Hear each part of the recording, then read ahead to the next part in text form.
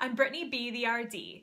In honor of the conference that I attended this past weekend, I decided to do a vlog on what to eat with PSC and IBD. But before I do, take a second and follow my Instagram account, @BrittanyB_the RD.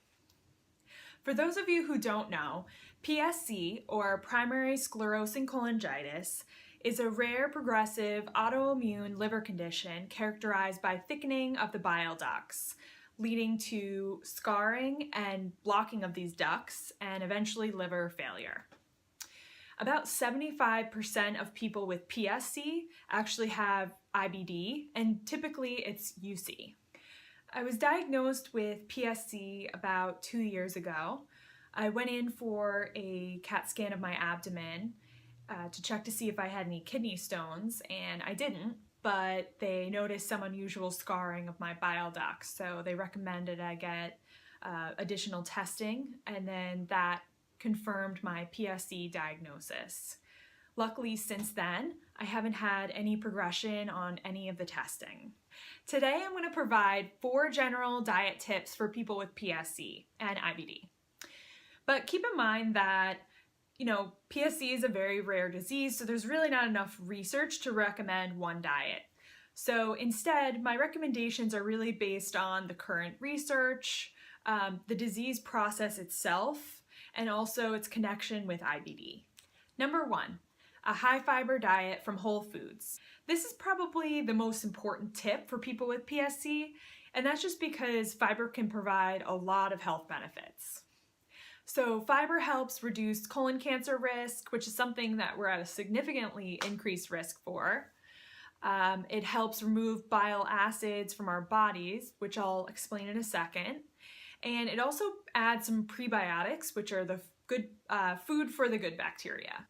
So let me explain a little further about how fiber removes bile from our body. So fiber is kind of like a garbage truck traveling down the intestinal tract. So as it moves down, it collects trash, such as bile containing bile acids, cholesterol, things like that, until it's excreted from the body. And if you've ever lived in New York City, you know what it's like when the garbage truck doesn't come around in a few days. It's pretty disgusting because the trash bags collect on the streets. And this is kind of what happens when someone consumes a low fiber meal. What happens is bile is produced, it's metabolized in the intestines, and then it's recycled back to the liver. And more is always produced. So what happens when you consume a low fiber meal is that you have this buildup of bile. Since people with PSC are already going to have a buildup of bile, aka trash, we could use all the garbage trucks we can find. Number 2, avoid excess animal fat. Bile is essential for the breakdown and digestion of fats. So when fat is present in the intestines, bile is produced and secreted.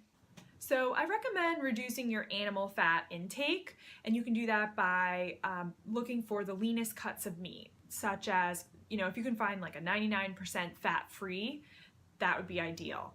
And then cutting off the visible fat that you can see.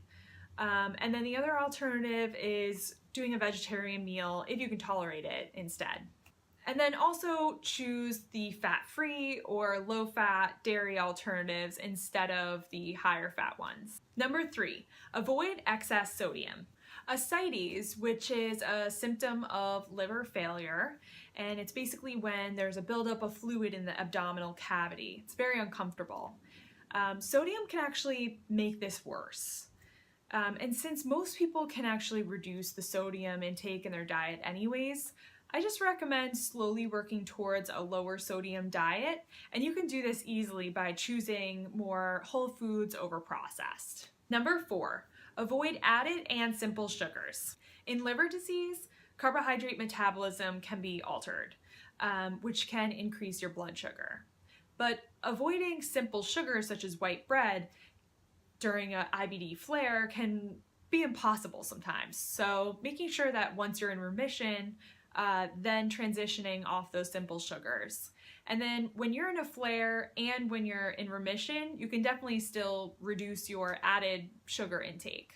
So my 4 general diet tips for people with PSC and IBD are to consume a high fiber diet and avoid excess animal fat, sodium, simple and added sugars. And the best way to do that is really to consume more whole over processed foods. Hey, don't forget to follow my Instagram account at BrittanyB_TheRD. Thanks for listening. I'll see you guys next time.